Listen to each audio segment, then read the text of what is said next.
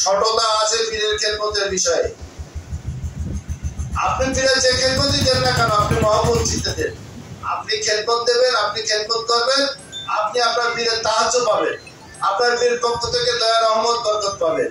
এতে তো আমার লাভ নেই, এটা আপনার লাভ। তাহলে এখানে আপনি যদি সততার রাস্তা ধরে নেন তাহলে আপনার খেদমত কিন্তু কমই হবে। হ্যাঁ, আমার এমন একটা সময় গিয়েছে, এখানে আব্দুল থাকলেই, আব্দুল আছে মানে খেদমত দেওয়ার মতো আমার কাছে একটি টাকাও নেই। আমি আব্দুলকে স্পষ্ট করেছি, আব্দুল হাতের অবস্থা ভালো না, তুমি চলে যাও, খেদমত যা হয়েছে তাই মেনে দাও, এটা বাস্তবতা। তাই বলে আমি আব্দুলকে বলবো আব্দুল পরে দেখবেন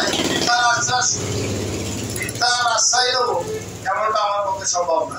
আমি পারবো না, আমার কাছে নেই। আমি স্পষ্ট বলেছি আব্দুল আজ হবে না, কারণ আমার কাজের কাছে কোনো অর্থ নেই, তাহলে আমি দিতে পারবো না। এটা সত্য কথা, আমাকে বলতে হবে। কিন্তু আমি যদি সেটা না বলে আমি যদি সততা অবলম্বন করি যে আমার পরে দেখবেন আমি, তাহলে এই কথাটার ভিতরে এটা বলে আমার লাভটা কি? আমি পারলে আমি বলবো, আমি সর্বোচ্চ দেওয়ার চেষ্টা করবো। আর যদি না থাকে তাহলে সেটা তো সম্ভব না, বলা যাবে? তাই বলে তো মিথ্যার আশ্রয় নেওয়া যায় না। যাই হোক, সর্বোপরি ঈদুল আজহার মিশন সামনে, এই মিশন আমাদের সফল করতে হবে। দ্বিতীয়ত, আমাদের মূলধনের চাকরির সংখ্যা খুবই কম, দেশের সহযোগী সংগঠনের চাকরির সংখ্যা অনেক বেশি। ভাইয়ে ভাই যদি মিলে না চলতে পারি তাহলে আরেকজনের সাথে কি মিলে চলতে পারবো? সেটা কিন্তু সম্ভব না। তাই ঠকলে কিন্তু জিতা যায়, ঠকলে জিতা যায়। আপনি ঠকে আরেকজনকে জিতে দেন, এই জিতটা আপনারই হবে। যদিও সব জনসম্মুখে দেখবে যে তাকেই জিতে দিলেন, অথচ জিতটা আপনারই হবে।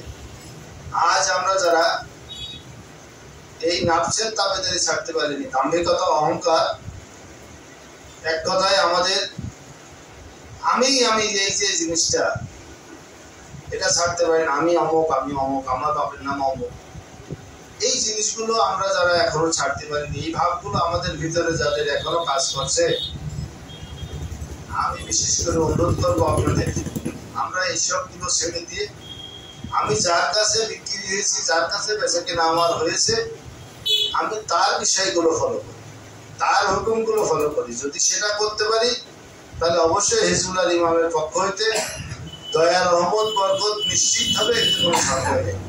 তিনার যে হুকুমগুলো হবে সেই হুকুমগুলো আমরা মাঠে ময়দানে বাস্তবায়ন করতে পারবো।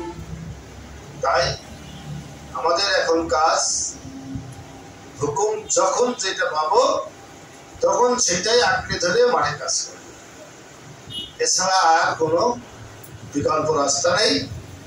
যে ভ্রাতৃত্বের শিক্ষা কেবলা জান দিয়েছেন, যে ঐক্যের কথা বলেছেন, যে মহব্বত কেবলা জান আমাদেরকে শিক্ষা দিয়েছেন, সেই আলোকেই আমাদের কাজ করতে হবে। আমরা যদি সেটা করতে পারি তাহলে অবশ্যই আমরা সফলকাম হব, এতে কোনো সন্দেহ নেই। তাই আগামী মুহূর্ত আপনার আমার জন্য কি বয়ে আসছে, কি বয়ে নিয়ে আসছে, এটা আপনি আমি কেউ জানি নেই। যিনি জানেন তিনার হুকুমটা যেন আমরা মেনে চলতে পারি। আমি সর্বোপরি হিজবুল্লাহ ইমামের কদমে এই দয়া ভিক্ষা চাই, যেন তার প্রত্যেকটা হুকুম আমরা সবাই অক্ষরে অক্ষরে মিলে ঐক্যের মধ্য দিয়ে আমরা সমস্ত কাজ সম্পন্ন করতে পারি। হিজবুল্লাহ ইমাম যেন আমাদেরকে সেই দয়া করে যাতে আমরা পরিপূর্ণ তার হুকুমগুলো মেনে চলতে পারি। এই দয়া সে আমি আমার আলোচনা এখানে শেষ করছি। সকলের প্রতি আমার আন্তরিক সালাম। আসসালামু আলাইকুম ওয়া রাহমাতুল্লাহি ওয়া বারাকাতুহু। আজকের অনুষ্ঠান মিটিং এখানে সমাপ্তি ঘোষণা করছি।